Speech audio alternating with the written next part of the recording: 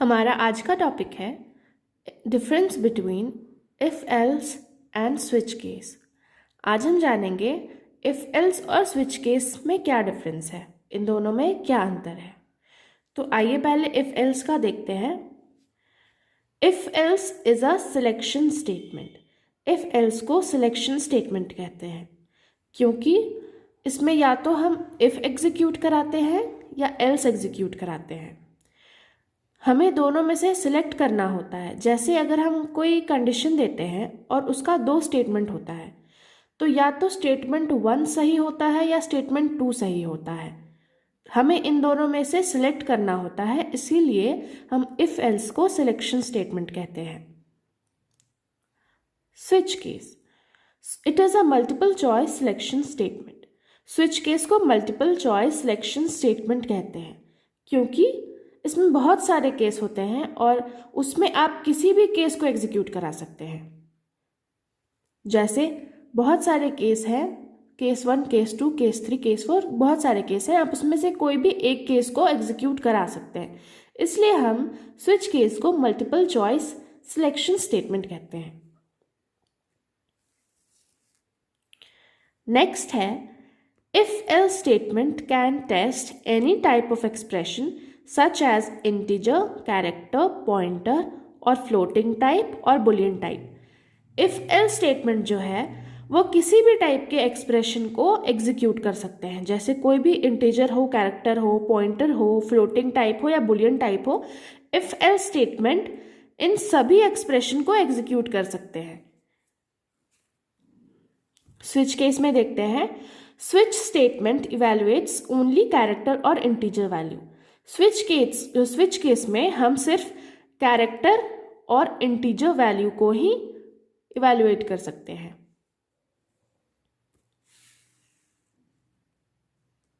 Third point है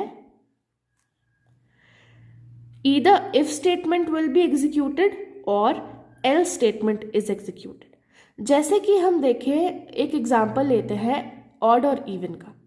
अगर हम कंडीशन देते हैं कि जो भी, अगर हम कोई नंबर ले रहे हैं वो डिविजिबल है 2 से, तो वो इफ स्टेटमेंट में जाएगा, और अगर वो 2 से डिविजिबल है तो वो स्टेटमेंट इवन हो जाएगा, और अगर वो 2 से डिविजिबल नहीं है तो वो एल्स पार्ट में जाएगा और एल्स पार्ट एग्जीक्यूट होगा। स्विच केस में देखते हैं, switch case executes one case after another till a break statement is appeared or the end of switch statement is reached। Switch case में क्या होता है, स्विच केस 1 by 1 केस को execute करते चला जाता है, 1 by 1 एक के बाद दूसरे को, जब तक कोई ब्रेक स्टेटमेंट अपीयर ना हो जाए और end off switch statement is reached. मतलब कि स्विच केस 1 by 1 करके सारे केसेस को एग्जीक्यूट करता है जब तक कोई ब्रेक स्टेटमेंट ना आ जाए या स्विच स्टेटमेंट के एंड पे हम ना पहुंच जाए, तब तक स्विच केस अपने केसेस को एग्जीक्यूट करता रहता है। नेक्स्ट पॉइंट है if the condition inside if statement is false then by default the else statement is executed if created. इसमें दिया है कि अगर हमारे इफ स्टेटमेंट का कंडीशन फॉल्स होगा, अगर हमारा इफ स्टेटमेंट फॉल्स होगा तो बाय डिफॉल्ट अगर हम एल्स बनाते हैं तो वो एल्स पार्ट का कंडीशन एग्जीक्यूट होगा। अगर इफ फॉल्स है तो ऑटोमेटिकली एल्स पार्ट एग्जीक्यूट होगा।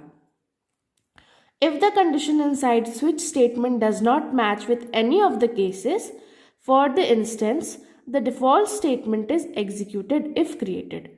स्विच केस में क्या होता है, स्विच केस में हम जितने भी केसेस यूज करते हैं, अगर हमारा कंडीशन उन केसेस से मैच नहीं होता है, अगर हमारा कंडीशन कोई भी केस से मैच नहीं होता है तो जो हम डिफॉल्ट स्टेटमेंट होता है, हमारा कंडीशन डायरेक्ट डिफॉल्ट स्टेटमेंट को एग्जीक्यूट करता है।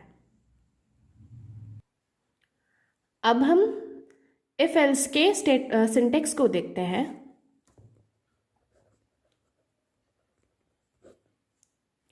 जैसे हमने बताया, इसमें हम 2 स्टेटमेंट्स में सिलेक्शन करते हैं। तो पहला हम देंगे इफ के बाद यहाँ हम डालेंगे कंडीशन। अगर इफ हमारा कंडीशन सही है